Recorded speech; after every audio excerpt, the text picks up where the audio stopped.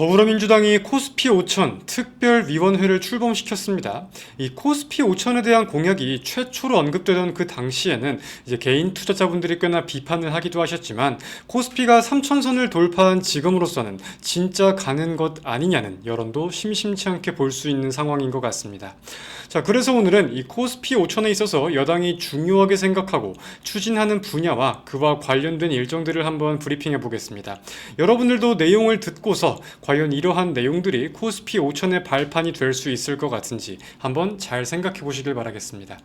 자, 제가 생각하는 골자는 세 가지로 정리해 볼 수 있겠습니다. 첫 번째는 많은 분들이 알고 계시는 상법 개정안 관련된 내용이고요. 두 번째는 MSCI 선진지수 편입과 관련된 내용을 살펴볼 수 있겠습니다.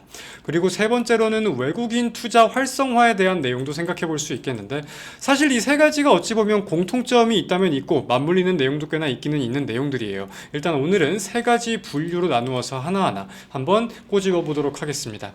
자, 먼저 상법 개정안 관련된 내용들은 많은 분들이 이제 다들 알고 계실 거라고 생각을 합니다.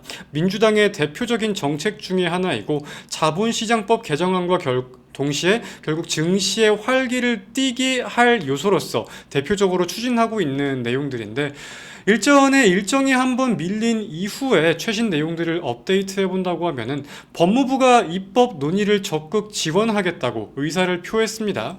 그래서 해당 내용이 20일쯤 확인이 되었었고, 이틀 뒤에 국정기획위원회가 해당 발언을 다시 한번 언급을 하면서 법무부의 발언에 신뢰도를 높여주는 내용들이 있었다 보니까 증권이나 관련된 내용들을 가지고 수급이 꺾이지 않고 계속 좀 긍정적인 모습들이 확인이 되고 있는 것 같아요.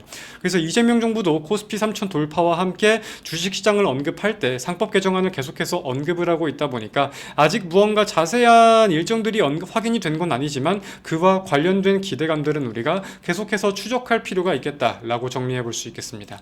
자, 그리고 두 번째는 많은 분들이 놓치고 계신 MSCI 선진지수에 대해서 한번 다뤄볼 필요가 있을 것 같은데, 현재 대한민국은 MSCI 신흥지수에 편입이 되어 있지만 현재 이재명 정부는 이 MSCI가 요구하는 제도 개선 사항을 이행하면서 선진 지수에 편입시키려는 그런 모습들이 하나하나 확인이 되고 있습니다.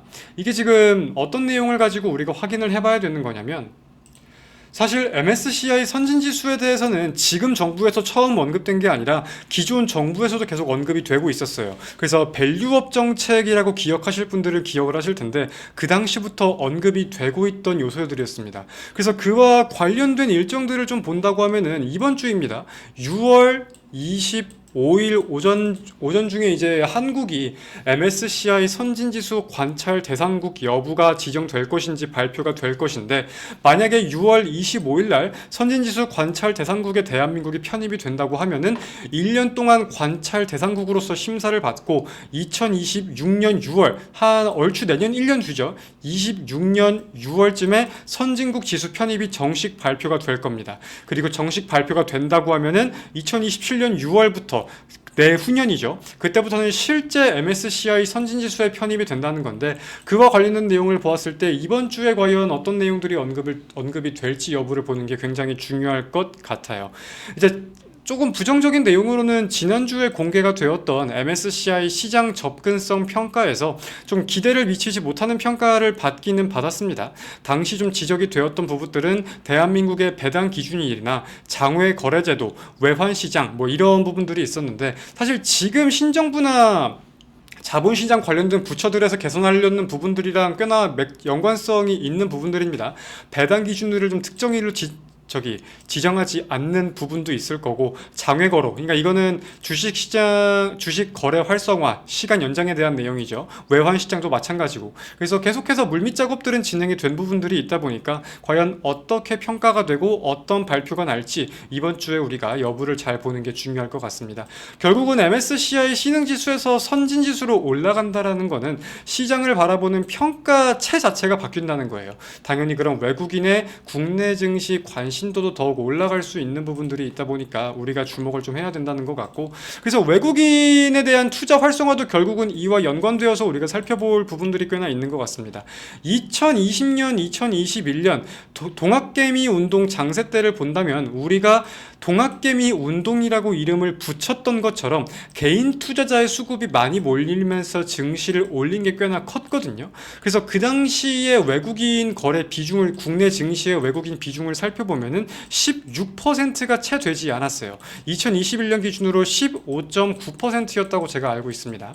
근데 이제 이게 지금 올해 들어서는 2025년 현재 불장에 대해서는 외국인의 비중이 30%를 넘어가고 있는 상황이거든요. 물론 근래 들어서 중동 분쟁과 관련된 내용을 가지고 외국인이 차익 실현하는 물량이 조금 다시금 늘어나고 있는 것 같긴 하지만, 그렇다고 하더라도 6월달 외국인이 들어온 물량 대비해서는 아직 뭐 엄청나게 외국인의 매도 물량이 컸다고 생각을 할 수도 없고, 외국인이 이렇게 들어올 수 있는 트리거는 좀 유지가 되고 있다 보니까 한 차례 차익 물량이 걷어진 다음에는 어떤 모습들이 확인될 것인지 여부를 우리가 잘 지켜볼 필요가 있는 것 같습니다.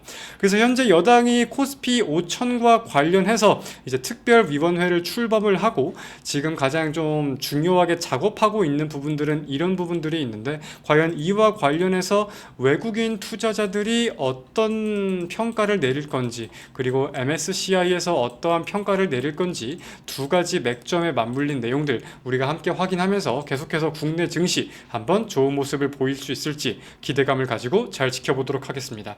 오늘 영상은 여기서 마무리하겠습니다. 감사합니다.